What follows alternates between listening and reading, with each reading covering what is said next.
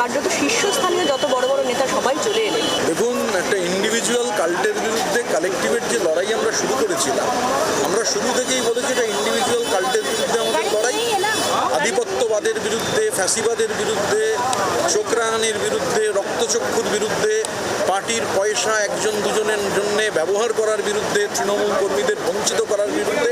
এটা একটা কালেকটিভ।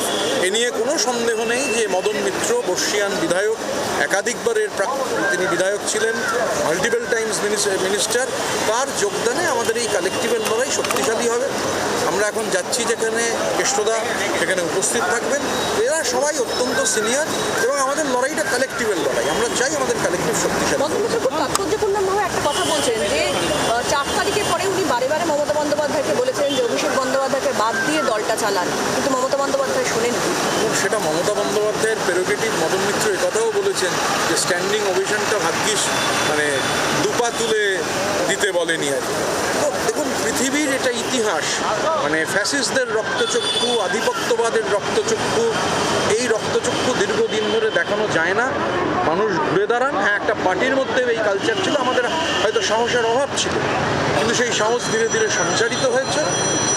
যখন এই সাহস সঞ্চারিত হয়, সেটা ওই দিন থেকেই সঞ্চারিত হওয়া শুরু হয়। আমি আগেও বলেছি আপনাদের, আমি সন্দীপন আমরা 19-20 তারিখ এই সিদ্ধান্ত গ্রহণ করি, তারপর ধীরে ধীরে এই কালেকটিভ গড়ে ওঠে।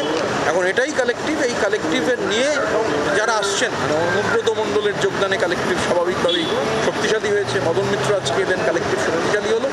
তো আমরা যে কথাটা বারবার দেখুন বলছি, ধরুন অ্যাকাউন্ট ফ্রিস্টিজের আগে অবধি একটা প্রতি মাসে বিপুল পরিমাণ টাকা, শুধু সুদের টাকা কার জন্যে খরচ হয়েছে? তৃণমূল স্তরের কোন কর্মীর জন্য সেই টাকা ব্যবহার হয়েছে?